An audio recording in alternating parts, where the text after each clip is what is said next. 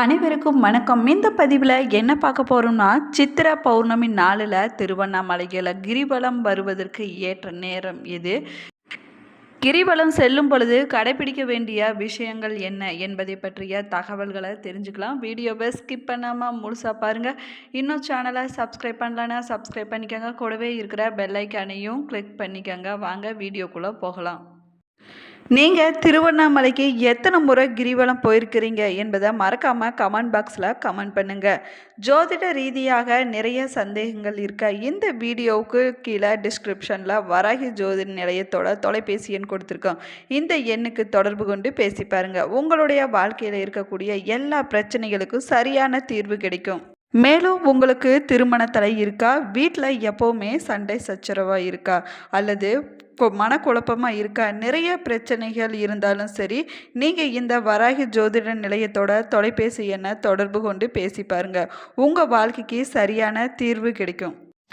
உங்களுக்கு சிவபெருமான் பிடிக்குன்னா சிவாய நம என்ற வாசகத்தை மறக்காமல் கமெண்ட் பாக்ஸில் 3 முறை பதிவிடுங்க. ஆண்டுதோறுமே சித்ரா பௌர்ணமி நாளில் லட்சக்கணக்கான பக்தர்கள் திருவண்ணாமலை கோவிலுக்கு வருகை தருவாங்கன்னு சொல்லலாங்க. திருவண்ணாமலை பஞ்சபூத தலங்களில் அக்னி தலமாகவும் விளங்குது. அதே போல் திருவண்ணாமலையில் கிரிவலம் வழிபடுவது மிக முக்கியமான வழிபாடாகவும் சொல்லப்படுதுங்க.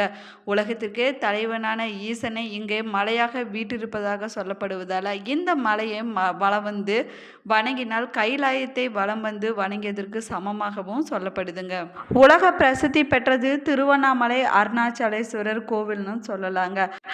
அருணாச்சலேஸ்வரர் கோவிலின் பின்புறத்தில் அமைந்திருக்கக்கூடிய மலை அண்ணாமலையார் மலை என்றும் பக்தர்களால் அழைக்கப்படுதுங்க.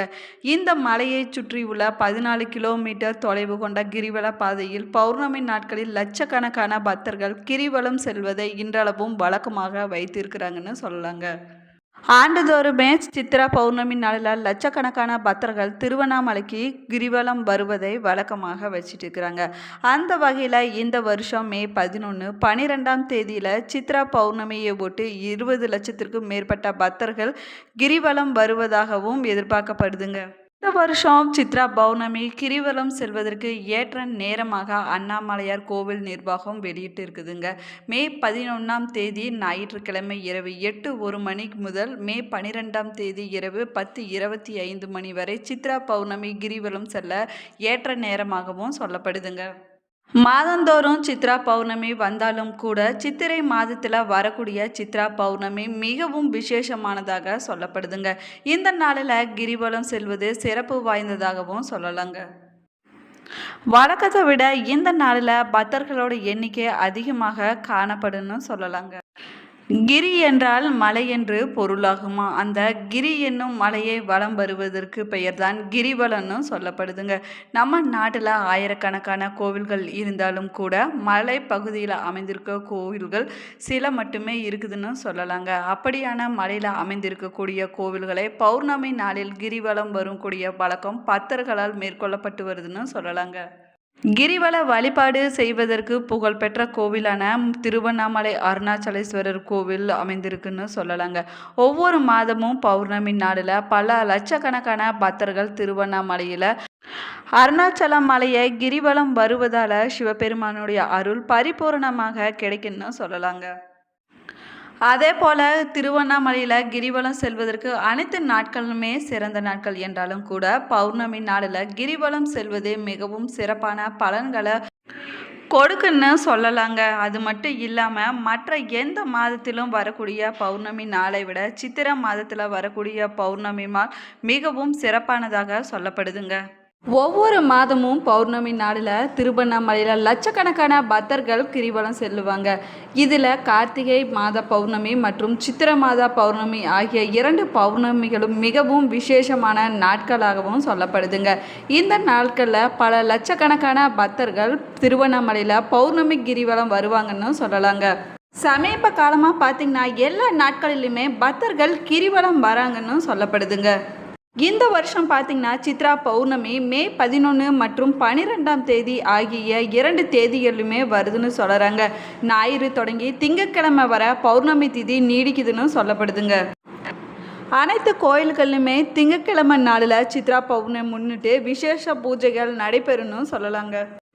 அதே போல் பௌர்ணமி கிரிவலம் என்றாலே இரவு நேரத்தில் பௌர்ணமி நிலவு வெளிச்சத்தில் கிரிவலம் செல்வது மிகவும் விசேஷமானதாக சொல்லலாங்க. ஞாயிறு இரவு முழுவதும் பௌர்ணமி இருக்குதுன்னு சொல்லலாங்க. எனவே ஞாயிறு இரவு 9 மணி முதல் திங்கட்கிழமை விடியற்காலை சூரிய உதயம் வரும் வரை கிரிவலம் செல்வதற்கு மிகவும் உகந்த நேரமாகவும் சொல்லப்படுதுங்க. திருவண்ணாமலையில் கிரிவலம் செல்ல அனைத்து நாட்களுமே ஏற்ற நாட்கள் என்று சொன்னாலும் கூட ஒவ்வொரு மாதமும் வரக்கூடிய பௌர்ணமி நாளில் கிரிவலம் செல்வது மிகவும் சிறப்பானதாக சொல்லப்படுதுங்க. தமிழகத்தில் உள்ள பஞ்சபூத சிவாலயங்களில் அக்னித்தலமாக விளங்கக்கூடியது திருவண்ணாமலை அருணாச்சலேஸ்வரர் ஆலயம்னு சொல்லலாங்க.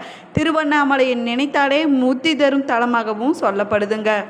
இந்த ஆலயத்தில் இருக்கக்கூடிய அருணாச்சலேஸ்வரரையும் உண்ணாமுலை அம்பிகையும் தரிசிப்பது எவ்வளவு சிறப்பானதோ அதைவிட ஆனந்தத்தை தரக்கூடியது இறைவனை மனதில் நினைத்து கொண்டு மலையை கிரிவலம் வருவதுன்னு சொல்லலாங்க. மலையை கிரிவலம் வருவதால் உடலும் உள்ளமும் நலம் பெறுன்னு சொல்லப்படுதுங்க.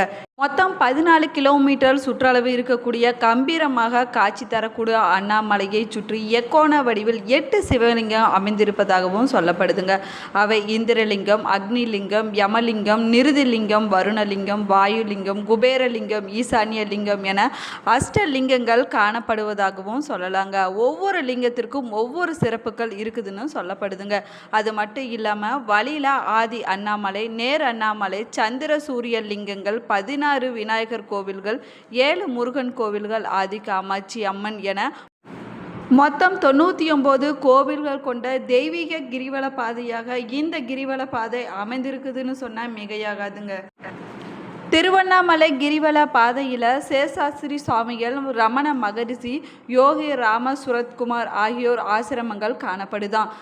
திருவண்ணாமலையில் கிரிவலம் செல்லும் பொழுது நிறைமாத கர்ப்பிணி ஒவ்வொரு அடியை எடுத்து வைக்கும்போது தன் வயிற்றில் இருக்கக்கூடிய குழந்தையை மட்டும் நினைத்து கொண்டு செல்வதை போல கிரிவலம் செல்லும் பொழுது நாம் சிவபெருமானை மட்டும் மனதில் நினைத்து கொண்டு கிரிவலம் செல்ல வேணும்னு சொல்லலாங்க. அவரின் திருப்பெயரை உச்சரித்து கொண்டே பக்தியுடன் நடந்து செல்ல வேண்டும்னு சொல்லப்படுது. அதே போல் கிரிவலம் போகும்போது எறும்பு புற்றுக்கு அன்னம் வைப்பதோ அல்லது இனிப்பு வாங்கி வைத்தாலோ பெரும் புண்ணியம் கிடைக்குன்னு சொல்லலாங்க. எத்தனை ஆயிரம் எறும்புகள் அந்த உணவை சாப்பிடுகிறதோ அத்தனை ஆயிரம் உயிர்களுக்கு உணவிட்ட பலன்கள் கிடைக்குன்னு சொல்லப்படுதுங்க. திருவண்ணாமலையில் கிரிவலம் தொடங்குவதற்கு முன்னாடி அண்ணாமலையார் கோவிலுக்கு போய் பக்கத்தில் இருக்கக்கூடிய பூத நாராயண தரிசனம் செய்ய வேணுங்க. அது தரிசனம் செஞ்ச பிறகு அவருடைய அனுமதியை பெற வேணும்னு சொல்லப்படுதுங்க. பூத நாராயணர் தான் திருவண்ணாமலையில் காவல் தெய்வமாக விளங்குறாருன்னு சொல்லலாங்க. அவரை வணங்கிய பிறகுதான் வழியில் உள்ள இரட்டை பிள்ளையாரை வணங்க வேண்டுமா. அதற்கு பிறகுதான் ஆலயம் சென்று அண்ணாமலையாரையும் உண்ணாமுலை அம்மையனையும் தரிசனம் செய்ய வேணும்னு சொல்லப்படுதுங்க. அதற்கு பிறகு கோவில் ராஜகோபுரத்தை வணங்கிய பிறகு மலையை வள வர தொடங்க வேணுமா. இப்படித்தான் கிரிவலம் தொடங்க வேணும்னு சொல்லலாங்க. திருவண்ணாமலையில் கிரிவலம் செல்வதற்கு அனைத்து நாட்களுமே ஏற்ற நாட்களாக சொல்லப்படுதுங்க. பௌர்ணமி கிரிவலம் மிகவும் புகழ்பெற்றதாகுங்க. பௌர்ணமி நாளில் ஆயிரக்கணக்கான பக்தர்கள் திருவண்ணாமலையில் கிரிவலம் வருவதை வழக்கமாகவே வச்சுட்டு இருக்கிறாங்க. அது மட்டும் இல்லாமல் பௌர்ணமி நாளில் சந்திரனுடைய ஆற்றல் அதிகரிக்கும் என்பதால் அந்த நாளில் சித்தர்களும் தேவர்களும் கிரிவலம் வருவாங்கன்னு பக்தர்களால் சொல்லப்படுதுங்க. பௌர்ணமி கிரிவலம் சிறப்பாகவும் கருதப்படுதுங்க.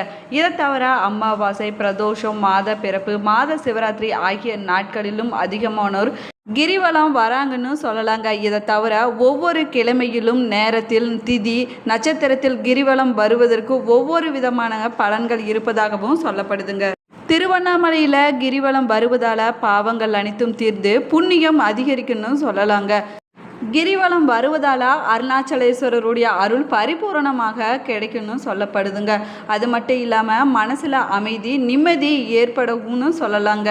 திருவண்ணாமலையில் கிரிவலம் வருவதால் முத்தி கிடைக்குன்னு சொல்லலாங்க. நோய்கள் தீர்ந்து ஆரோக்கியம் கிடைக்குன்னு சொல்லப்படுதுங்க. அது மட்டும் இல்லாமல் குடும்பத்தில் சுபிட்சம் உண்டாகுன்னு சொல்லலாங்க. இது வரைக்கும் குடும்பத்தில் இருந்த பிரச்சனைகள் அனைத்துமே விலகி குடும்பத்தில் ஒற்றுமைகள் ஏற்படுன்னு சொல்லப்படுதுங்க. அது மட்டும் இல்லாமல் தொழில் மற்றும் வியாபாரத்தில் நல்ல முன்னேற்றம் கிடைக்குன்னு சொல்லலாங்க. இதுவரைக்கும் மனக்குழப்பத்தில் இருந்தவங்களுக்கு மனக்குழப்பம் தீர்ந்து நல்ல தெளிவு கிடைக்கணும்னு சொல்லப்படுதுங்க. திருவண்ணாமலையில் கிரிவலம் வருவது மிக முக்கியமான மிகவும் உயர்வான வழிபாடாகவும் சொல்லப்படுதுங்க.